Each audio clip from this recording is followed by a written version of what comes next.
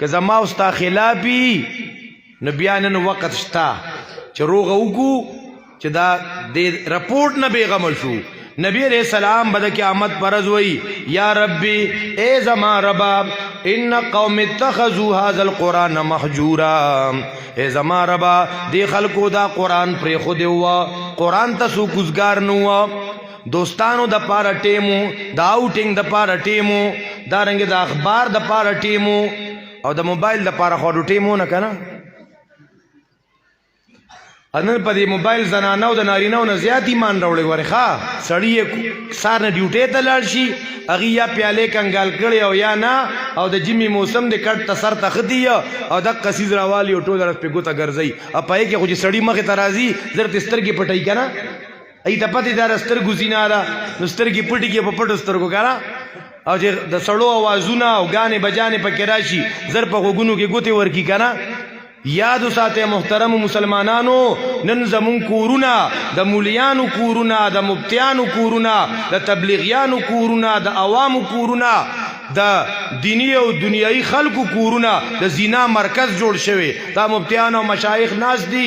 صحیح حدیث کې راځي نبی علیہ السلام فرمای العینان تزنیان، دا سترګې زنا کوي.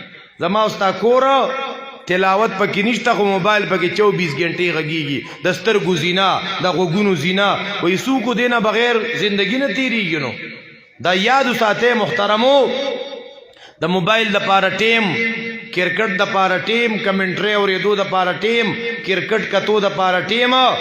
الګ دلته قاری سے ظهور سے یو لس منټه درس کوي، اب تک یو لس منټو ترازی نارینو زنانو ته درس کوي. یره زه خوزګار نیما زمونږ علاقه کې یو مرګره و چې مونږ به د کله وی درس ته یې جوزګار نیما نو مې دوا ته حکم چې خته دی وزګار کی وی جی خو به خو ساده څه مطلب دی ما ته وی دنیا کې یو څو قسم خلک وزګار دي. یو دا چې دی لالو ډاکټر ته د نور ګرځېدو قابل نه دی او ډاکټر وته ولیکل چې تبه اډمیټ په هسپتال کې میاش 2-3 ستا علاج بکیږي. نو دی وزګار شو کنه شو د نور دی وزګار شو. بل یو تندې پاغه باندې خو یو غټي پا یار کراش شو او دی کې پولیس رالو دی ارست کو دی گرفتار کو او په د باندې 16 سال قید با مشقت سزا وتورولا. وزګار شو وزګار نشو، اسپیټال کې وزګار شو، بل کم ځای کې جیل کې وزګار شو.